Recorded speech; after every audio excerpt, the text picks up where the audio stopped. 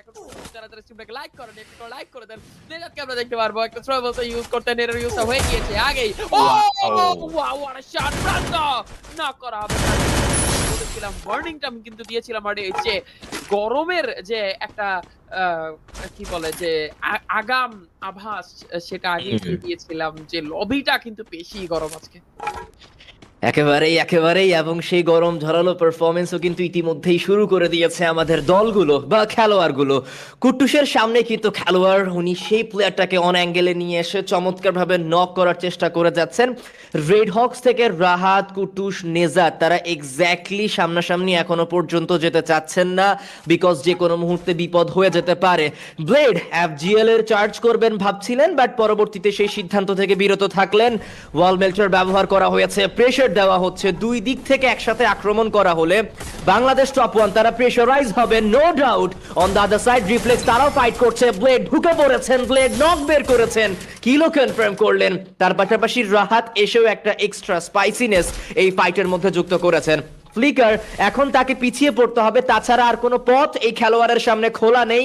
নেজাতকে knock করেছে, একটুখানি সময় তো অবশ্যই পাবে ফল ব্যাক করার। টপ ওয়ান প্রান্ত অ্যান্ড টপ ওয়ান ফ্লিকার এই দুজনে কিন্তু এখনো পর্যন্ত জীবিত, দুটো বিএসকে পেয়ে গিয়েছে অতি দ্রুত, এটা খুবই চমৎকার একটি বিষয় ফ্লিকারের জন্য। এবং ব্লেড সহকারে রেড হক্সের বাকি খেলোয়াড়রা কি আদেও চেস করবেন নাকি ফ্লিকারকে, সেটা হচ্ছে দেখার বিষয়। কুট্টুস একেবারেই সামনাসামনি চলে গিয়েছেন, সে জানে না যে এক্স্যাক্টলি ফ্লিকার কোথায়, বাট ফ্লিকার দেখছে যে কুট্টুস কোথায়, এবং যদি এই মুহূর্তে আক্রমণটা করে তাহলে পজিশন রিভিল হয়ে যাবে এবং উল্টো আরো একবার বিপদে পড়তে হবে। না সেটা তো আছে। এখন ফ্লিকার মানে অপোনেন্টের যে ফ্লিকার আছে, যেহেতু লিগ্রোম না, তারা কিন্তু জানেন খুব ভালোভাবে তাকে কি সলো চেস করাটা।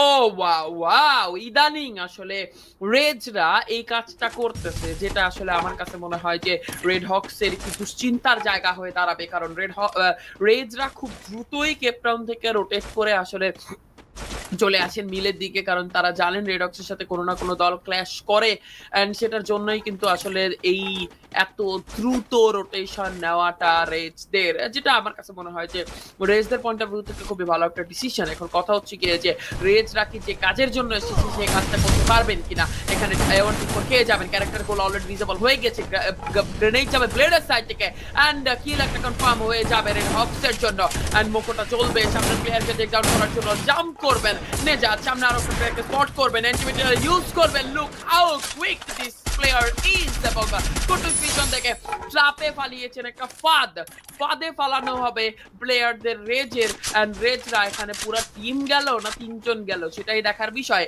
রেড হক্সকে থার্ড পার্টি দিয়ে আসলে ওয়াইপ আউট করাটা এটা তখনই সম্ভব যখন আসলে বাংলাদেশ জাপান এবং রেড হক্সের ফাইটে রেড হক্স একজন দুইজন প্লেয়ার লুজ করবে বা তাদের অবস্থা একটু বেশি নাজুক থাকবে, এবং সেই জায়গা থেকে প্রশ্ন হচ্ছে আফটার রিকল তারা কি আবারও এসে ফাইট এঙ্গেজ করবেন কিনা, বাট রেড হক্স তারা চলে এসেছেন, এন্ড ব্লেড নক বের করবেন, কিল করবেন কনফার্ম।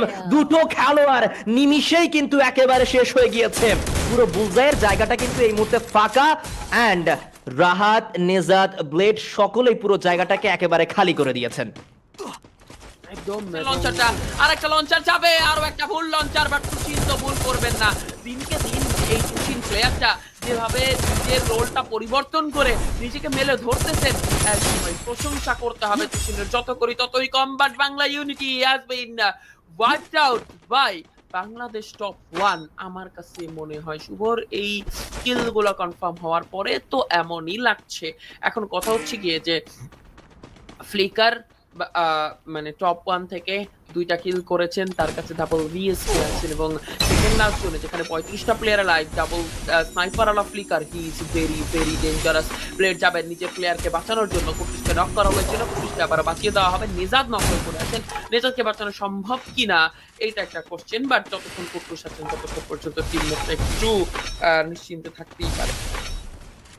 একেবারেই যেহেতু চ্যাম্পিয়ন রাশ প্রথম ম্যাচ থেকে খুবই মারকুটে ভঙ্গিতে খেলতে দেখা যাচ্ছে টিম রেড হকসদেরকে, বাট এইবার রেড হকস অ্যান্ড এক্সট্রিমিয়াক্স আই থিঙ্ক দুটো দলে কিন্তু মুখোমুখি হয়েছেন। ব্লেডকে ফিনিশ করা হবে সেজানের তরফ থেকে, কিলটাও কনফার্ম করে নেওয়া হয়েছে। সেজান 1v3 কনফার্ম করলো এই মুহূর্তে, দুজন খেলোয়াড়কে আবারও সেখানে নক ফিনিশ করা হয়েছে।